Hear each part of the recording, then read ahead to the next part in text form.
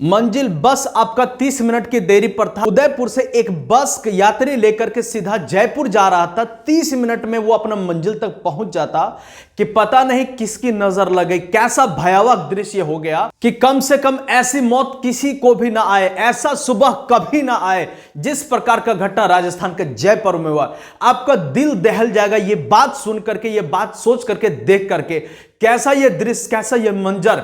एक ट्रक जो कंबल से लदा हुआ था और एक एलपीजी टैंकर से टकराता है तो इसका विस्फोट कितना भयानक हो सकता है आप इसके माध्यम से समझिए। न्यूज छपा हुआ है भाई साहब, एक आदमी पूरा झुलसा हुआ रोड पर एकदम दौड़ रहा और वो अपने जिंदगी के लिए भीख मांग रहा है।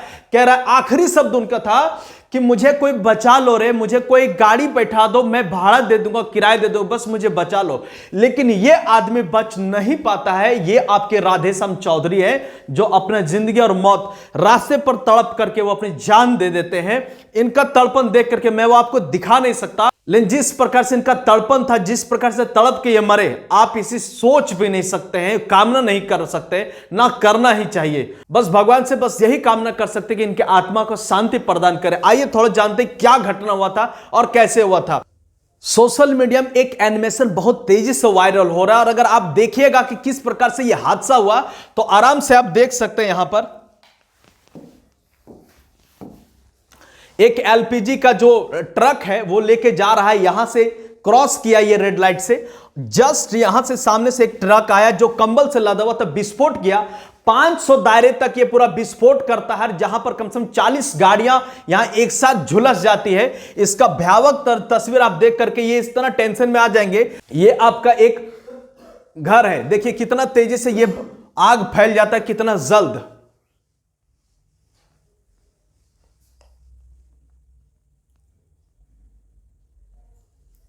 कुछ ही सेकंड में ये पूरा का पूरा घर एकदम पूरा तब्दील हो जाता है, पूरा भयानक स्थिति में। और यहां पर इसका खौफनाक दृश्य ये रहा, इस भयंकर विस्फोट की जो आवाज थी कम से कम 10 किलोमीटर तक की रेंज में सुनाई दिया। जयपुर एकदम गैस के गोला से एकदम जबरदस्त रूप से ढक गया। असल में हुआ क्या, जैसे ही ट्रक आपको उसमें टकराता है तो यात्री के जो बस जा रहा था वो आग के चपेट में आ गया। आग के चपेट में आने की वजह से क्या हुआ कि दरवाजा अंदर से और बाहर दोनों तरफ से जल करके लॉक हो गया, दरवाजा खुल ही नहीं पाया। और गैस आप तो जानते हैं कितना यह खतरनाक होता है। देखते देखते चंद सेकंड में सभी को एकदम धाराशाही कर दिया। अब तक करीब 14 मौत हो चुकी है। आप देखिएगा यहां मौत का भी मौत हो चुका है।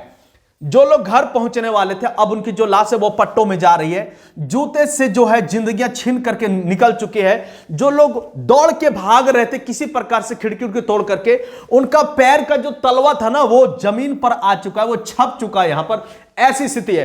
परिंदे जो आसमान में उड़ रहे थे वो आग के चपेट में आकर के नीचे आग धरती पर गिर गए और ऐसा उनका मंजर है। भाई साहब एक लेडी कांस्टेबल थी जिनका सिर्फ बिछिया से ये पहचान लगाया जा सका कि ये लेडीज जो है ये इसी बस में आपकी बैठी हुई थी और ये अब जिंदगी छोड़ चुकी है। एक आईएएस ऑफिसर, पूर्व आईएएस ऑफिसर थे, उनका अभी तक लापता है। पुलिस उनकी छानबीन कर रहा है। इनका मोबाइल इसी जगह पर ट्रेस किया गया था। अब सोचिए कितना दर्दनाक ये हादसा हुआ है। इसका भयानक स्थिति अगर आप देखना चाहते आप अनुमान लगाइए भाई साहब कि ये पूरा का पूरा जो दृश्य है कैसा तहलका मचा हुआ है। कहने का मतलब ये है कि यहां से जैसे ये आ गया, यहां से ये ट्रक जा रहा था, ये सामने ये जो देख रही है बस है आपका सीएनजी वाला, ये सेंटर हो गया, सवारियों से भरी बस आपका ये वाला है। और ये जो आके टक्कर कोलाइडेशन हुआ यहां पर हुआ, इस रेंज में पूरा तबाही और त्राहिमा मचा दिया है। खैरियत ये हुआ कि सामने पेट्रोल पंप है और इससे 200 मीटर में दूर एक और आपका सीएनजी से लदा हुआ एक ट्रक था जिनको कुछ हताहत नहीं हुआ। अगर वो भी फट जाता तो ये आसपास के जितने भी आप दिखाई दे रहे सब के सब मृत्यु के संयम में चले जाते। लेकिन किसी प्रकार से यह हादसा टला और इस तस्वीर को देख करके आप अंदाजा लगा सकते हैं कि कितना अधिक त्राहिमाम हुआ होगा, कितना अधिक पैनिक कंडीशन होगा, किस प्रकार लोग अपनी जिंदगी और मौत से जूझ रहे होंगे। इसी के बीच सचिन पायलट साहब आते हैं और कहते हैं कि यहां पर इस रोड में लगातार कई समय से जाम लगा रहता है, इसके ऊपर एक जांच होनी चाहिए और जांच के से हमें माने कि दिखाने के लिए बल्कि सबक लेने के लिए कि ऐसी दुर्घटना फिर कभी ना। हालांकि इस स्थान पर इससे भी पहले कई बार इस तरह की घटना हो चुकी है, लेकिन ये पूरा देश को दहलाने वाली घटना थी, सबके आत्मा को झकझोर देने वाली घटना है।